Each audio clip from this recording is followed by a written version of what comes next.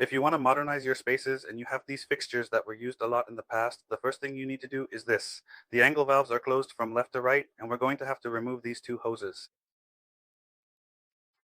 I've also been asked a lot about how to remove these old faucet handles. These old ones have a nut underneath, but first we have to loosen the top part. How do you do it? Forwards and backwards, using your full weight. Done. Now that you have the sink like this, I recommend you take a moment to clean that little ghost mark that forms here because you hadn't installed the faucet we're about to put in. With a single lever faucet, you won't be able to clean it later. Now let's start installing the single lever faucet. The one we're going to install is a model I really like. It's from Trooper, part of the Trooper family, which isn't an official sponsor, but we're all good friends.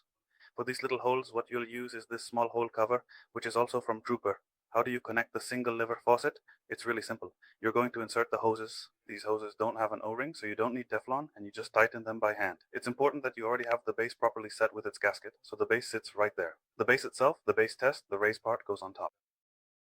You put it in its position, you place it exactly where it should go, so you'll be able to adjust it a bit better. With this small piece that comes included, you secure the single lever faucet from underneath.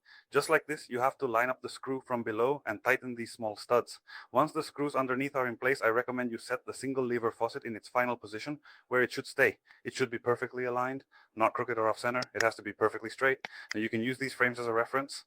Underneath, we've tightened the screws I showed you a few minutes ago, and that's it. That's how it should look when finished. Now, how do you install the drain? In case you want to change your sink's drain, you remove all the pieces and buy this accessory. All bathroom sinks drain at 1 1/4 inches, kitchen sink traps and kitchen basins drain at 1 1/2 inches, and that's where everyone gets confused.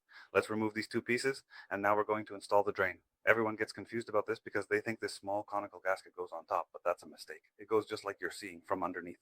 You insert the trap like this, hold it with your fingers while you tighten the gasket from below. This way the raised part will come up to the top and seal like this. That's how it should look. It doesn't need to be super tight, and as you can see, the gasket comes out. You only need to tighten it by hand, that's more than enough. So how do you install the trap? If it's just a hose, the nut goes on top and the gasket with the conical side facing down. Slide the gasket down as you're seeing here and tighten the nut, the lock nut.